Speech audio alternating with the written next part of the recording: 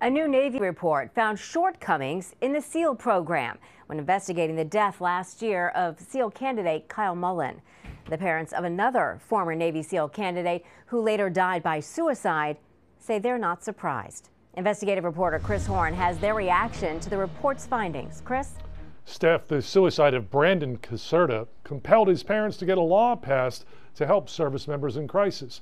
They say they've known that SEAL training has had not enough medical care and too many performance-enhancing drugs for years. If anybody around me ever coughed up blood, I'm sorry, they're going to emergency room. But that's what happened last year to Navy SEAL candidate Kyle Mullen of New Jersey. For several hours, Mullen was monitored only by fellow candidates with no medical training. He would die that day, the result of bacterial pneumonia.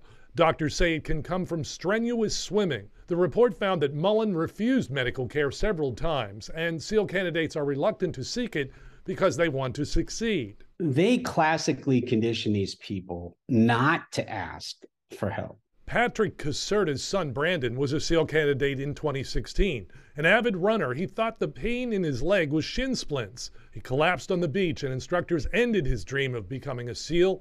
It turned out that his leg was broken in 3 places. Caserta says Navy medics are not enough when you're pushing human beings to their mental and physical limits. In the case of the SEALs, I really believe you got to have a doctor, their actual doctor, surgeon, whoever, who can diagnose immediately. The Navy report also looked into performance-enhancing drugs in SEAL training. The Casertas say they've been around for years, and it's an internal problem. Believe me, if they want to detect if they want to do urinalysis and prevent performance-enhancing drugs, they can do it. And the Casertas believe this because during training, candidates wouldn't have access to PEDs like a civilian would. Brandon endured harassment and bullying because he didn't complete a grueling program that rejects the vast majority of candidates. It contributed to his suicide in Norfolk in 2018.